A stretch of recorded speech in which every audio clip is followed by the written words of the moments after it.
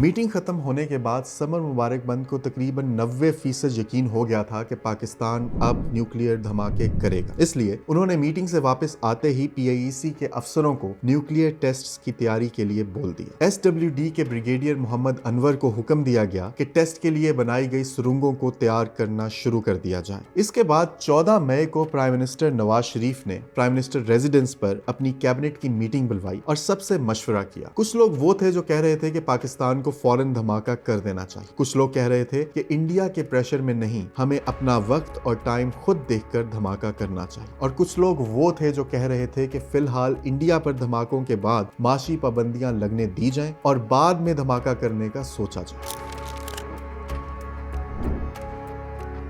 ان سب کی رائے سننے کے بعد 16 مئی 1998 کو نواز شریف نے ایک اور خفیہ ڈیفنس کمیٹی میٹنگ بلوائی اور اس میٹنگ میں نیوکلیئر ٹیسٹ کرنے کا آفیشیل حکم جاری کر دیا. اس کا یہ ہے کہ جو پہلی میٹنگ ہوئی وہ کیبنٹ میں ہوئی، تو اس میں کیبنٹ میں پرائم منسٹر کلیئر نہیں تھے. اوپینین ایکچولی پہلی میٹنگ تھی، ابھی تو بہت سی باتیں رہتی تھی، لینا پڑتا تھا، بریفنگ بھی تھی. اس میں آپ اپنے ذہن میں بڑے کلیئر تھے کہ کرنا، کیونکہ میں تو بیان دے چکا تھا کہ 11 شام کو ان دا سینٹ ہم نے میچ کرنا ہے، نہیں چھوڑیں گے. اوکے، آپ فارن منسٹر سے آپ نے بیان دے دیا. اب اس میں یہ ہے کہ پرائم منسٹر نے نیچرل کنسنسس لینا تھا اور لگتے نہیں تھے کلیئر، کہتے کہ جی ہم نہیں چھوڑیں گے، ہم کریں گے. اس میں چودھری نثار نے صاف کہا کہ نہیں ہونا چاہیے، نہیں ہونا چاہیے. کوئی ریزنز دیے؟ انہوں نے کہا جی دیہاتوں میں تو کچھ ہے ہی نہیں، کوئی ایجیٹیشن نہیں ہے. سرتاج عزیز نے بھی کہا نہیں ہونی چاہیے، مشاہد حسین نے بھی کوئی ریزنز دیے سرتاج صاحب نے؟ نہیں دیے. یہی کہا جی کوئی خاص علت نہیں ہے. اور بیگم عابدہ حسین نے بھی کہا نہیں ہونی چاہیے. آج آپ نثار سے پوچھیں، آج بھی کہے گا کہ میں نے اس کو اپوز کیا. مگر سرتاج صاحب کہتے ہیں نہیں، وہ تو کہتے ہیں نہیں، غلط کہتے ہیں، غلط کہتے ہیں، غلط بیان ہے. اگر مشاہد کہتا ہے کہ میں نے قزاقستان میں کہا کڑاکے کر دو، جی ہاں یہی کہتے ہیں، لیکن ایک دن کے بعد وہ کڑاکے فیل ہو گئے، ان کے جیلی بن گئے. اس کے اگلے دن امریکی وفد پاکستان سے واپس چلا گیا. اس اثناء میں پی اے ای سی کے چیئرمین ڈاکٹر اشفاق احمد بھی پاکستان واپس پہنچ گئے. ان کے واپس آتے ہی 18 مئی 1998 کو پی اے ای سی کے چیئرمین اشفاق احمد کو وزیر اعظم کے دفتر بلا کر یہ جملہ کہا گیا، دھماکے کر.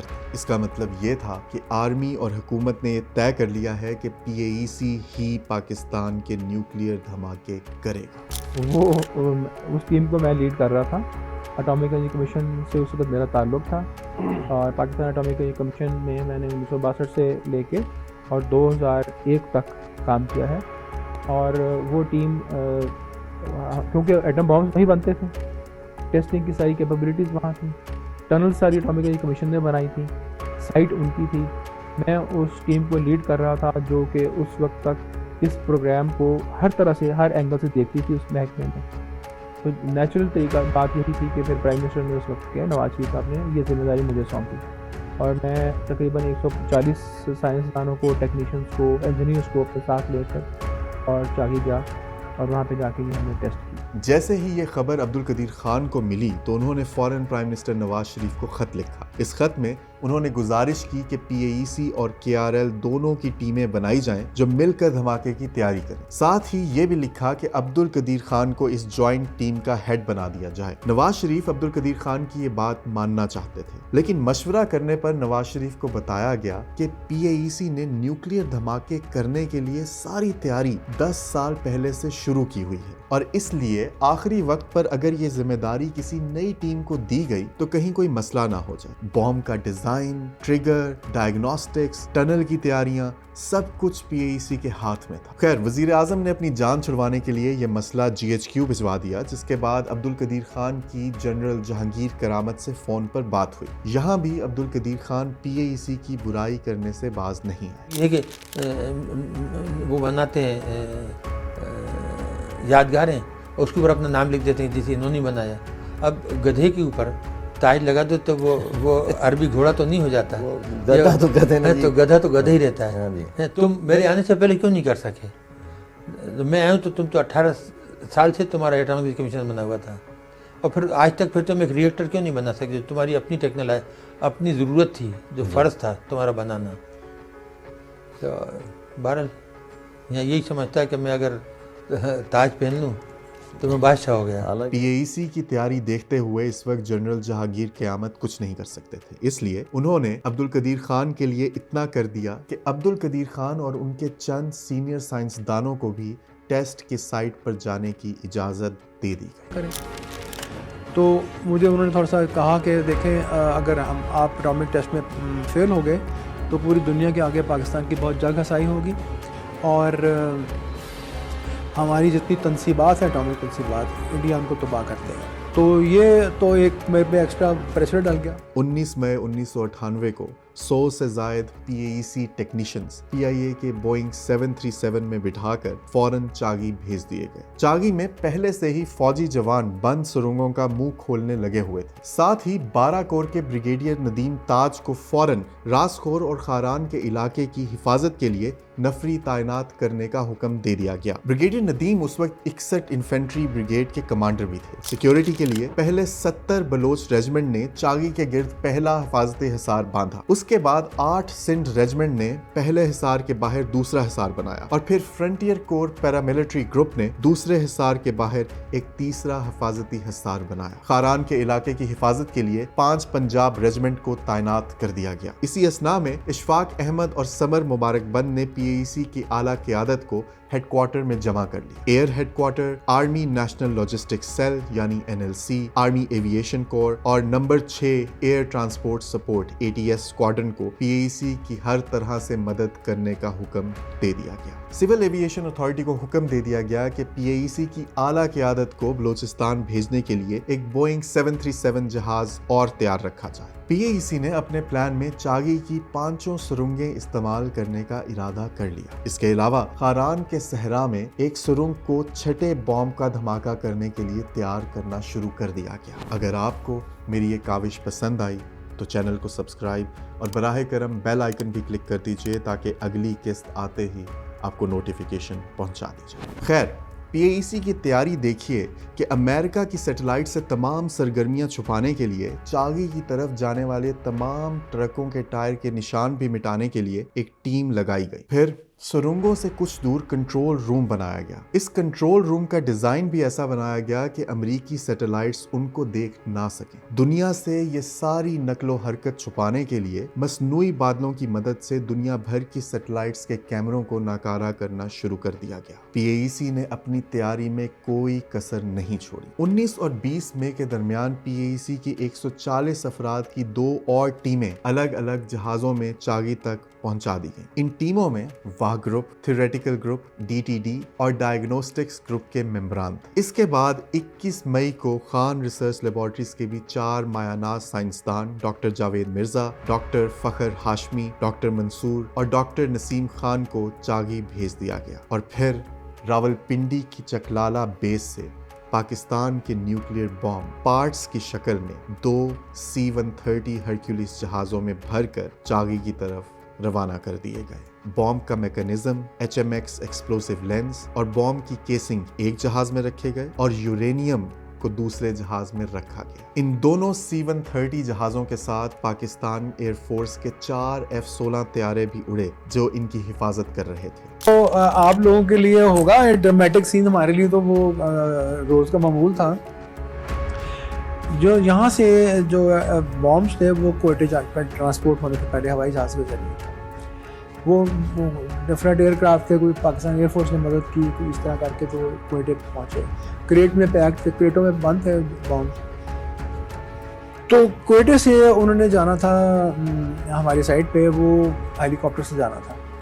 तो बड़े जो हेलीकॉप्टर हैं आपके वो रशियन हेलीकॉप्टर जो हैं बड़े बड़े, उनमें काफ़ी जगह होती है। तो वो एक एक हेलीकॉप्टर में 3-3, 4-4 बॉम्ब के क्रेट्स रखे हुए थे। साथ हमारे साइंटिस्ट भी जाने थे, ट्रांसपोर्ट होने थे, वो भी लोग तो थे 60-70 लोग। तो वो डिफरेंट 2-3-4 फ्लाइट्स में वो बॉम्ब भी गए, तो साथ हमारे लोग भी ट्रांसपोर्ट हुए। तो मैं जिस फ्लाइट में था तो मैं देख रहा था कि जहाज़ की हेलीकॉप्टर तकरीबन 2-2.5 घंटे की फ़्लाइट होती है कोयटे से लेकर तो हमारी साइड तक। तो क्रेट से जहाज़ में तो उनमें 4-5 क्रेट थे एटम बॉम्ब्स के, तो उनके ऊपर बैठने की जगह नहीं थी, उनके ऊपर लोग बैठे हुए थे टांगे लटका के। तो कुछ लोग थोड़ी सी बेंचेस थे साइड में बैठे हुए थे, تو بڑے سب لوگ بڑے خوش تھے. میں یہ بتا رہا ہوں آپ کو, خوش بڑے تھے. ان F-16 طیاروں کے پائلٹس کو یہ حکم دیا گیا تھا کہ اگر یہ C-130 جہاز اپنے روٹ سے ذرا سا بھی ہلیں یا پاکستان سے باہر جانے کی کوشش کریں تو ان دونوں C-130 جہازوں کو مار کر گرا دیا جائے. ان جہازوں کے چاگی میں پہنچنے کے فوراً بعد ہر بام کو سرنگ کے آخر میں قائم ایک کمرے میں لے جایا گیا. اس کمرے کو زیرو روم کہتے ہیں. زیرو روم میں سمر مبارک بند کی قیادت میں ان بامز کے پارٹس کو آپس میں جوڑا گیا. یہ کام کس طرح کیا گیا اور وہاں کون ہماری مدد کر رہا تھا یہ آپ خود سنیں ڈاکٹر سمر مبارک بند سے. ایک ایٹم بم کو اسمبل کرنے کے لیے کم و بیش 3 دن لگتے تھے, اور وہاں پہ جب ہم نے اسمبلی شروع کی تو 30 گھنٹے میں 6 کے 6 ایٹم بم اسمبل ہو گئے اور دشواری کوئی پیش نہ آئی. اور اس وقت مجھے احساس ہوا کہ یہاں پہ انسان اکیلے کام نہیں کر رہے, اس کے ساتھ کچھ اللہ تعالیٰ کی طاقت بھی. ان سم بامبوں کی تاریں 7 میل دور کمانڈ اینڈ آبزرویشن پوسٹ سے کنیکٹ کر دی گئی. یہ کام مکمل ہونے کے فوراً بعد 25 مئی کو 70 بلوچ ریجمنٹ کی مدد سے ان سرنگوں کو 12,000 ریت کی بوریوں اور 6,000 سیمنٹ کی بوریوں سے بھر کے بند کر دیا گیا. کہتے ہیں کہ اس دن ڈاکٹر سمر مبارک بند نے 5 کلومیٹر چل کے ان تمام تاروں اور آلات کا خود معائنہ کیا. اور ہم پک اپ شکست میں آئے, کافی نالے تھے, پتھر چھتر تھے, جھٹکے کھاتے کھوتے, 45-50 کلومیٹر وہ کچا راستہ بھی ہے. تو وہاں پہ آئے, پھر وہاں پہ ہم نے وہ ساری تیاری کی, بامس کو اسمبل کیا, ٹنس کے اندر رکھا.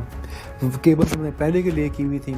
کیبلز بڑی عام سی بات نہیں ہے, وہ 3 انچ ڈائی میٹر کی کاپر کی کیبلز ہیں, اور آپ 1.5 کلومیٹر لمبی کیبلز, ان کا کئی 100 ٹن وزن ہوتا ہے. تو وہ ہم نے پہلے کی بچھائی ہوئی تھی ساری. تو وہ بام کا جب چلتا ہے تو اس کا ڈیٹیکٹرز لگے ہوئے اور دیکھتے ہیں کہ کس کی پاور کتنی ہے. وہ کیبلز کے ذریعے سگنل آتا ہے پھر ایک بنکر میں, وہاں پہ وہ انسٹرومنٹس پہ ریکارڈ ہوتا ہے. تو پھر آپ دیکھتے ہیں کہ اس کی شیلڈ کیا ہے اور کوالٹی کیا ہے. اس کے بعد آیا 27 مئی 1998 کا دن جب چاگی کی سرنگوں پر سیمنٹ سوکھ کر خشک ہو گیا. اس دن نواز شریف نے امریکی صدر کلنٹن کو فون کیا. اس فون میں نواز شریف نے کلنٹن سے ان کی بات نہ ماننے پر معذرت کر لی. ساتھ ساتھ پاکستان میں نیوکلیئر ٹیسٹ کرنے کے لیے 28 مئی دوپہر 3 بجے کا وقت ڈیسائیڈ ہوا. 27 اور 28 کی رات حسب معمول میں 12 بجے قریب دفتر میں تھا, اور مجھے ٹیلی فون آتا ہے GHQ سے, اور مجھے کہا جاتا ہے کہ ہمیں انٹیلیجنس رپورٹس ملی ہیں کہ انڈیا اور اسرائیل ہماری نیوکلیئر انسٹالیشنز پر حملہ کرنے والے ہیں. اور پرائم منسٹر کو ہمیں مناسب نہیں سمجھا رات کے وقت. میں نے سوچا کہ ہم کرائسس کو مینیج کر لیں گے, اگر کوئی پرابلم ہوا تو طریقے سے میں نے پہلا کام کیا کہ I woke up the world.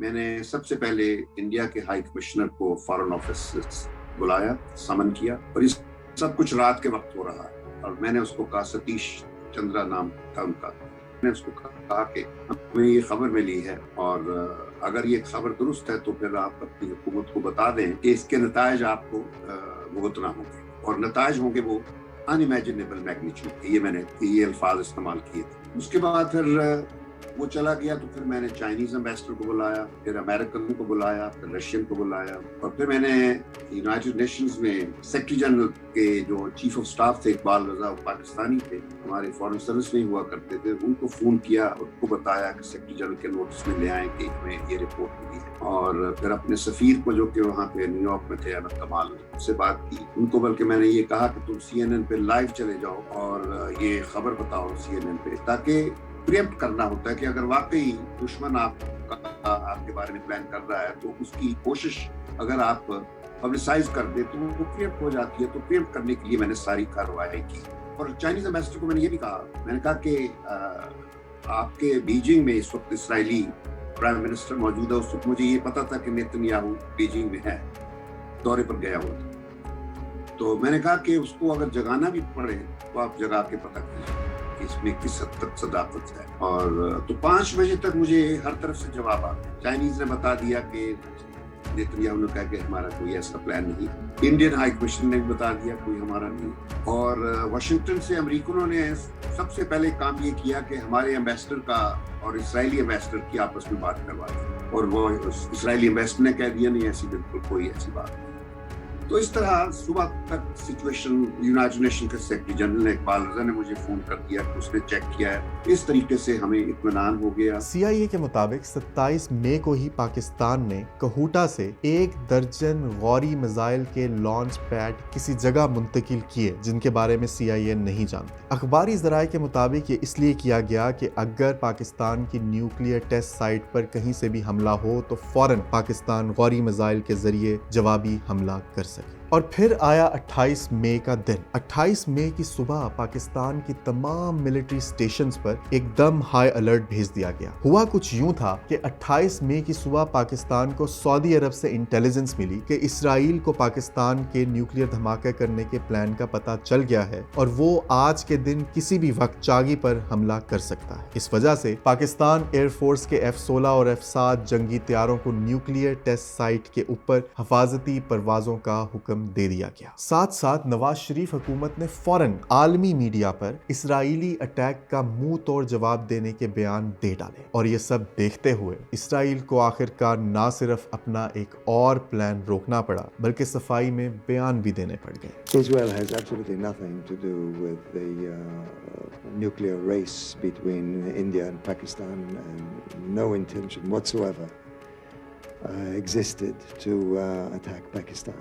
That should be obvious to anyone with any sense and any knowledge of the area. इस सब के अलावा 28 मई की सुबह ही पाकिस्तान को दुनिया से कनेक्ट करने वाली ज़ेरे ज़मीन तारों को डिस्कनेक्ट कर दिया गया। ये इसलिए किया गया ताकि कोई कुछ भी करके बॉम्ब के सिस्टम तक रसाई हासिल ना कर सके। वहाँ चागी में कमांड एंड ऑब्जर्वेशन पोस्ट पर मौजूद टीम के अलावा सारे फौजी जवानों को सुरंगों से हटा लिया। बड़ा हैवी काम था वो, दिन और रात 20-20 घंटे काम करके हमने तैयार किया। एटम बॉम्ब असेंबल किए जो टेस्ट करने थे। टनल्स जो थी हमने पहले से तैयार की हुई थी, उनको प्लगिंग करनी थी, कंक्रीट की प्लगिंग की, सारा कुछ किया। तो इस तरह से 27 मई को रात को हम फारिग होके तो खुले आसमान के नीचे ज़रा कमर सीधी करने के लिए लेटे रात को 2 बजे के करीब, तो 1:30-2 बजे। तो फिर अलग सुबह फिर 4 बजे उठ गए। 28 तारीख थी तो नमाज़ पढ़ी, दुआ की हमने सब ने, और वहाँ से 15 किलोमीटर दूर हमने एक रिमोट स्टेशन सेटअप किया होता जहाँ से आप बटन दबा के बॉम्ब को डेटोनेट करते हैं। तो वहाँ पे फिर मैंने अपनी सारी टीम को कोयटे भेज दिया, और जो खारान की टीम थी वो तो वहीं थी, लेकिन ये जो चागी की टीम थी उनको कोयटे भेज दिया, और कुछ को मैंने इस्लामाबाद भेज दिया। इसके बाद 28 मई दोपहर 12 बजे पाकिस्तान एयरफोर्स का एक M-17 helicopter Ishfaq Ahmad, summer मुबारकबंद, Abdul Qadeer Khan, Farooq Hashmi और जावेद मिर्जा को लेकर उस जगह उतर गया जहां वो दूर से टेस्ट के पहाड़ों को देख सकते थे। इसी जगह पर बॉम्ब का ट्रिगर बटन भी था। हमारी हुकूमत को पहले से ही अंदाजा था कि इस मौके पर दोबारा PAEC और खान रिसर्च लैब्स में बहस होगी कि बॉम्ब का बटन कौन दबाएगा। इस मामले से बचने के लिए ये बटन दबाने का एजाज एक जवान साइंसदान मोहम्मद अरशद को दिया गया। ये वही मोहम्मद अरशद थे जिन्होंने PAEC में बॉम्ब का ट्रिगर मैकेनिज्म बनाया था। आगे क्या हुआ ये देखेंगे इस कहानी की अगली और आखिरी किस्त। अगर मेरी तरह आपको भी लगता है कि पूरी दुनिया के खिलाफ हम पाकिस्तानियों की इस जंग और फतह की कहानी पाकिस्तान के बच्चे बच्चे को पता होनी चाहिए, तो फिर कहाँ और किस से ये वीडियो शेयर की जाए ये आप मुझसे बेहतर जानते हैं।